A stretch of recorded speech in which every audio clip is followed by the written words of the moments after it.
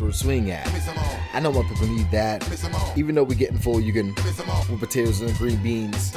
Everybody click like. If you want it, let me hear you say it. Oh my. If you're new, go ahead and subscribe. We're going to be talking about Marvel Spider-Man 3, baby. That's right. I don't care if there's a prequel game or something like fucking Venom spinoff game or whatever. Who knows if they're going to be doing that or anything crazy shit like that. I would be very interested if they do that. But realistically, I'm going to be talking about just the third game and what the plot points most likely are going to be. I'm going to be predicting some key aspects of what I think are most likely going to be happening. And you know what? Let's go ahead and get into it. Let's talk about the first thing. I think, of course, we already know for the most part, Miles is most likely going to be the main Spider-Man. So fucking suck on that, haters. I think he'll be like the main Spider-Man for a while. And then something's going to like transpire that's obviously going to get Peter back. I'm going to talk about that in a little bit. But for the most part, we know that Norman is trying to find out who Spider-Man are, or like who the Spider-Man are. And Otto is planning something as well. And most likely they're going to be like the main villains of this game. Carnage was kind of set up in a way where he might be also another villain that's in the main, game. And kind of what Yuri said in the game when she's like, it might take me a few years to even find these guys. It kind of seems like Insomniac was telling us that, saying, yeah, it's going to take us a few years to make this storyline with Carnage. But if he is in the third game, I don't see him being like one of the main villains. I see him being like the third main villain. And then, of course, if with everything we've already known, we could basically assume who the main villains are. And that's going to be Norman as Goblin, whatever the fuck happens with the G-Serm. Otto, after he breaks out of Raph, whatever happens there. And then, of course, Carnage, doing whatever he's doing. If he's not DLC, we could assume that, basically. The only reason why I'm even saying that is because a lot of people want him for the full story. But in my opinion, personally, he can work for a DLC completely fine. I don't know why that would even be an issue, having a 3-part story that's like, an hour and a half, 2 hours long each. That's a pretty good length for symbiote, storylines, or at least for Carnage storylines. And realistically, like, I just want to get the symbiote shit over with, man. I don't want to see any more of Insomniac's interpretation of symbiotes after Marvel Spider-Man 2. And I would rather have them tie up loose ends with all the side missions shit. I mean, like, even Chameleon is something I'm going to mention about in the next thing.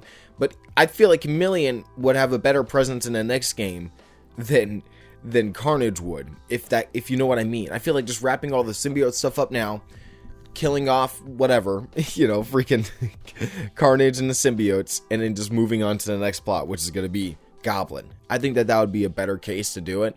And maybe they even just avoid the DLC altogether, and Carnage is like one of those early stage villains that you have to take out. But who knows?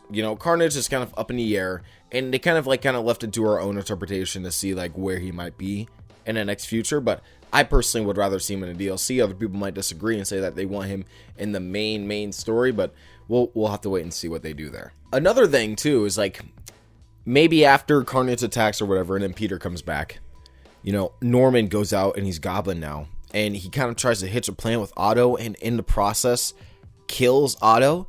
And I think that he would do some shit like that. I mean, he seemed kind of sympathetic with him at the end of the last game, right, in Marvel Spider-Man 2, but it also seems like he wants to know what's going on with him, and like if he could get some help or get something from him. So it seems like they might team up in some way. But I also think that it would be a nice twist, a really good twist, to see him double cross Otto as well, and just stab him in the back like he has before, and do some crazy shit like that. And once he becomes Goblin, he has all that power. We see a fight between the two. I think that would be crazy. That'd be pretty insane and pretty intense, and it would work. I think it would work in the next game if they do that. I can see a lot of death happening in the next game, which is kind of sad. I think that Rio is up for, death. Miles is going to be the main centric, so I could see him obviously doing some interesting things with his character, and maybe even just taking out Rio with Goblin, or even Haley. I think Haley is in many ways the Gwen Stacy of this universe. Even the little hairband she has, and she's like basically Miles' Gwen, and it's Miles' first like girlfriend, like official girl. Like realistically, this is his Gwen Stacy, and who knows where they're going to really put that and where they're really going to place that. But I feel like having Goblin in the next game, setting up Haley in so many ways, she literally just won't hear it coming, and it's such a horrible fucking aspect of it. It's like so bad, bro. It's so bad that it actually works, and it could be so tragic that it could really fuck with people, bro. So I really want to see something like that. Rio is up in the air too, and there's another thing that I've been questioning is, like, since he's the main focus, will Peter die in some way? Will Peter die in this game and then they have just more Spider-Man games of course, Miles? In my opinion, it's up in the air. 50-50 chance. I really don't know if they would do it. And I mean, realistically, they already kind of did. In this game, in Marvel Spider-Man 2, he dies. He gets killed by Kraven. The only reason why he survives is because of his symbiote. Realistically, right? And like, when you go back and look at that, and you go back and see like the power scaling of what Goblin could do potentially with like Otto too, like Peter would be fucked. This Peter would be fucked. Absolutely.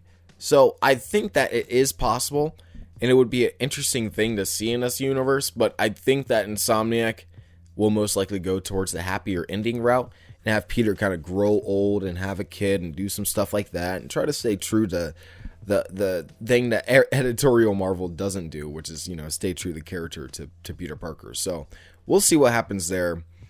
Overall, you know, besides like the Chameleon, there's probably going to be a bunch of new villains because they already killed off Shocker and Rhino and Electro and Vulture. They got off like 5 or 6 villains, you know what I mean? So realistically, I see them going kind of crazy with the villains, and I want to see what they could do with a crazy roster of new villains that they could possibly bring in and kind of like explore in many different ways. So overall, there's a lot that they can still do. I'm very interested to see where this game kind of leads, and if there is going to be a game before that, like a Venom game, or maybe a Miles Morales game, or maybe just a Spider-Man game, just Miles Morales, you know what I mean? It literally doesn't even have a number, it's just a Miles Morales game that says Spider-Man. So who knows? I really want to see what you guys think in the comments below. I really do appreciate all the support. I'm very excited for the future. I'm going to be making more videos as much as possible very soon, so I appreciate it. Thank you guys so much.